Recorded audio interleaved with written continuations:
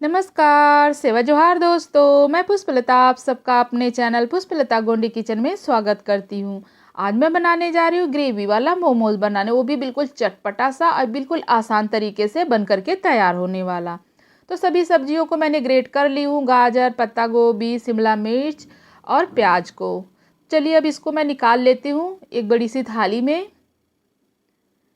तो सभी सब्जियों को मैंने थाली में निकाल ली हूँ। अब इसमें मैं डाल देती हूँ नमक। नमक मैं थोड़ा ज़्यादा ही डालूँगी, क्योंकि जब ये पानी को मैं अच्छी तरीके से निचोड़ लूँगी तो इसमें नमक डालने की ज़रूरत ना पड़े। तो इसमें मैं नमक थोड़ा ज़्यादा ही डालूँगी। अब इसको मैं कर लेती हूँ मिक्स। तो इसको मैं अच्छी तरीके से मिक्स कर लेती हूँ और मिक्स करके इसको इकट्ठा करके कुछ देर के लिए इसको मैं रेस्ट पे रख लेती हूँ। तो चलिए अब इसको मैं रख देती हूँ रेस्ट पे। और अब मैं ले लेती हूँ एक थाली। थाली में मैं ले लेती हूँ एक बाउल मैदा और अब इसमें मैं डाल देती हूँ 1 चम्मच रिफाइंड ऑयल। आप चाहें तो यहाँ पे घी भी डाल सकते हैं। तो इसमें मैं 1 चम्मच जो है रिफाइंड ऑयल डाल देती हूँ और इसको मैं मिला लेती हूँ। कोई मोयन नहीं लगाना है, बस ऐसे इसको हल्का सा हम मिला लेंगे कुछ इस तरीके से। और अब इसको मैं पानी डालते हुए गूंद करके तैयार कर लूँगी। पानी बहुत ही थोड़ा थोड़ा ही डालते हुए गूंदना है, एक बैग पानी नहीं डालना है। तो इसको मैं गूंद करके तैयार कर लेती हूँ, फिर इसके बाद आपको दिखाती हूँ। तो इसको मैंने गूंद के तैयार कर ली हूँ। अब इसको मैं रख देती हूँ रोल करके कुछ देर के लिए रेस्ट पे। और अब हम चलते हैं, देख लेते हैं सब्जियों को। तो ये बहुत ही बढ़िया से पानी जो है अपने अंदर से रिमूव कर रखी है सब। अब इसको अच्छी तरीके से हम इसको निचोड़ लेते हैं, जिससे इसका पानी अच्छी तरीके से रिमूव हो जाए। इसी तरीके से सभी सब्जियों को हम निचोड़ते हुए इसको तैयार कर लेते हैं। तो सभी सब्जियों को मैंने अच्छी तरीके से निचोड़ के तैयार कर ली। इसका पानी जो है अच्छी तरीके से निकल गया है। और अब इसमें मैं डाल देती हूँ बारीक कटी हुई हरी मिर्च और खूब ज़्यादा सा लहसुन बारीक कटा हुआ। और इसमें डाल देती हूँ अदरक बारीक कटी हुई और सभी को मिक्स कर लेती हूँ। नमक डालने की ज़रूरत नहीं है, इसीलिए मैंने नमक थोड़ा ज़्यादा ही डाली थी। अगर हम नमक डालेंगे तो फिर से इसमें से हल्का फुल्का पानी जो रिमूव करेगी, तो ऐसा हमें नहीं चाहिए। तो एक बार इस तरीके से आप मोमोज़ बना करके ज़रूर देखिएगा, बहुत ही आसानी से बन करके तैयार होता है। और सब्जियों को मैं इकट्ठा करके रेस्ट पे रख देती हूँ।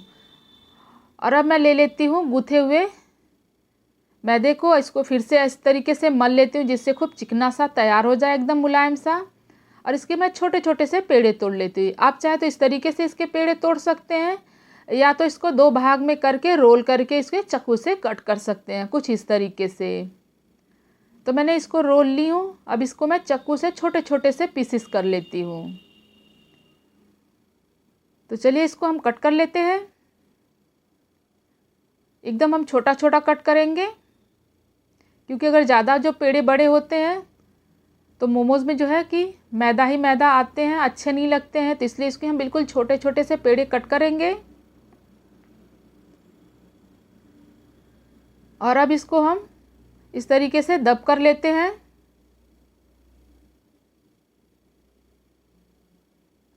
और दब करके इसको हम बेल लेते हैं। तो फटाफट पहले हम पेड़े को दब कर लेते हैं और हल्का सा इस पर हम मैदा छिड़क लिए हैं। और इसको हम फटाफट जो है बेल करके इसकी सीट को तैयार कर लेते हैं। तो इसको हम बेल करके तैयार करके फिर हम दिखाते हैं। जैसा कि आप देख सकते हैं, इसको हमने बेल के तैयार कर लिया, बिल्कुल पतला सा हमने बेल करके तैयार किए हैं। और अब इसमें हम हल्का सा साइड साइड में लगा लेंगे पानी। तो पहले इस पर हम इसमें फिलिंग को भर लेते हैं। तो इसमें हमने 2 चम्मच से थोड़ा सा कम इसमें फिलिंग डाली है। इसको हम इकट्ठा कर लेते हैं। और अब हम उंगली में पानी लगाते हुए चारों तरफ इस तरीके से घुमा लेते हैं, जिससे चिपकने में बहुत ही आसानी सी हो जाएगी। और अब इस तरीके से हम पकड़ करके दोनों साइड को जो है चिपका लेंगे कुछ इस तरीके से। तो इसको हमने अच्छी तरीके से दब करते हुए चिपका लेना है। और अब इसके बाद इसको हम फोल्ड कर लेते हैं। आप अपने मनपसंद का शेप दे सकते हैं, जैसा आपको शेप देना हो। तो मैं इस तरीके से इसको शेप बना रही हूँ और बहुत ही देखने में सुंदर लगता है और बहुत ही आसानी से ये बन के तैयार हो जाता है, कुछ इस तरीके से। तो इसी तरीके से मैं सभी को बना करके फटाफट तैयार कर लेती हूँ। तो आपको मैं एक और बना के दिखा देती हूँ, बहुत ही आसानी से ये बन जाता है। अगर हम इसकी पोटली बनाते हैं थोड़ी टाइम लगती है, पर इस तरीके से आप बनाएंगे तो आपको टाइम बिल्कुल भी नहीं लगेगी और देखने में भी बहुत ही सुंदर लगेगा। तो फिर इसको हम इसी तरीके से इसको हम रोल करके इसको हम हल्का सा पानी इस तरीके से लगा के इसको चिपका देंगे, जिससे ये खुले ना, जैसा कि आप देख सकते हैं। इसी तरीके से हम सभी को बना लेते हैं। तो हमने सभी को बना के तैयार कर लिए हैं और अब चलते हैं हम इसको स्टीम कर लेते हैं। तो सभी मोमोज को हम छन्नी में डाल देते हैं। छन्नी के हम तले में हल्का सा रिफाइंड ऑयल लगा दिए थे, बहुत ही हल्का सा। अब इसके बाद इसमें सभी को हम बारी बारी से रख लेते हैं और फिर इसके बाद हम दिखाते हैं आपको। तो हम सभी को रख करके तैयार कर लेते हैं। थोड़े थोड़े का गैप हम देंगे, नहीं तो एक में एक चिपक जाता है। तो हमने सभी को रख लिया। ऊपर से हल्का सा रिफाइंड ऑयल इस तरीके से हम लगा लेते हैं, जिससे कि एक दूसरे में चिपके नहीं। तो इसको हम अच्छी तरीके से लगा दिए हैं और अब हम चलते हैं, इसको हम स्टीम कर लेते हैं। पानी जो है गर्म हो चुका है, तो अब इसको हम रख करके स्टीम कर लेते हैं। तो इसको हम रख करके स्टीम कर लेते हैं। तो इसे हम 15 से 20 मिनट के लिए स्टीम करेंगे, क्योंकि मैदा थोड़ी देर अगर स्टीम हो जाएगा तो अच्छा रहेगा। तो देख सकते हैं सभी को हमने स्टीम कर लिए हैं और इसको कुछ देर के लिए हम खोल करके रख देते हैं, जिससे कि ये ठंडा हो जाए। फिर इसके बाद हम इसको निकालेंगे। अगर हम गर्मा गर्म निकालेंगे तो ये टूट भी सकते हैं, क्योंकि बहुत ही पतली जो है सीट इसकी बेली गई है। तो इसको हम ठंडा कर लेते हैं, फिर इसके बाद हम निकाल के आपको दिखाते हैं। तो जैसा कि देख सकते हैं ये हो चुका है एकदम ठंडा। अब ये बहुत ही आसानी से ये तले को छोड़ देगा, एक में एक चिपका भी नहीं रहेगा। तो सभी को हम निकाल करके तैयार कर लिए हैं और अब हम चलते हैं इसको ग्रेवी में डालने के लिए। तो चलिए हम ग्रेवी को पहले तैयार कर लेते हैं। थोड़ा सा इसमें डाल दिए हैं रिफाइंड ऑयल, 1 चम्मच के बराबर। बारीक कटी हुई 1 हरी मिर्च हम इसमें डाल दिए हैं और बारीक कटा हुआ इसमें लहसुन डाल दिए हैं। बहुत ही ज़्यादा नहीं डालना। अब इसमें हम डाल देते हैं प्याज। प्याज हमने एक छोटी साइज़ की कट करके ले रखे हैं और ये हम डाल देते हैं अदरक। अगर अदरक आपको पसंद है तो डालिए, नहीं तो उसको स्किप भी कर सकते हैं। पत्ता गोभी डाल दिए हैं और अब इसके बाद इसमें शिमला मिर्च डाल देते हैं और अब इसमें हम बारीक कटा हुआ गाजर डाल देते हैं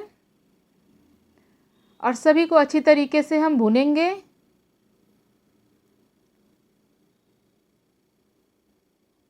तो देख सकते हैं इसको हम अलट पलट करते हुए इसको हम भून लेते हैं। कितना भूनना है हम आपको आगे दिखाते हैं, कितना इसे भून के तैयार करना है। तो देख सकते हैं भून के तैयार हो चुका है और अब इसमें हम डाल दिए हैं विनेगर और अब इसमें हम डाल देते हैं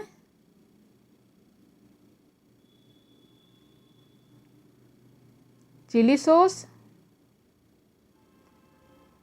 चिली सॉस थोड़ा मैं ज़्यादा डालूँगी, थोड़ा स्पाइसी से बनाऊँगी। और अब इसके बाद इसमें मैं डाल देती हूँ सोया सॉस। टमाटर सॉस मैं थोड़ा कम डालूँगी। तो इसमें मैंने डाल दी टमाटर सॉस और अब जो हमने मोमोज़ की चटनी बना के तैयार की है ना, 1 चम्मच वो हमने डाल देना है, क्योंकि इसी से जो है चटपटा बन करके तैयार होगा। अब सभी कुछ को हम कर लेते हैं मिक्स। तो इसको अच्छी तरीके से हम मिक्स करके इसे तैयार कर लेते हैं और अब इसके बाद इसमें हम डाल देते हैं थोड़ा सा पानी। आधी गिलास इसमें हमने पानी डाले हैं छोटी वाली गिलास से और फिर से इसको हम मिक्स कर लेते हैं। इसमें स्वाद अनुसार नमक डाल देते हैं।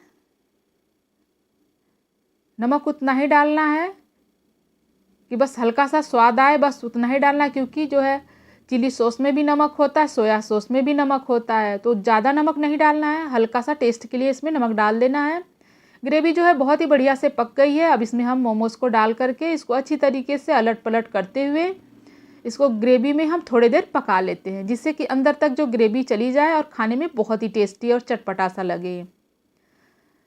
तो जितना इसमें मोमोज़ आ सकता था उतना मैंने इसमें डाल दिया। कुछ मोमोज़ मैं बचा लूँगी और सभी को अब अलट पलट करते हुए अच्छी तरीके से इसको मैं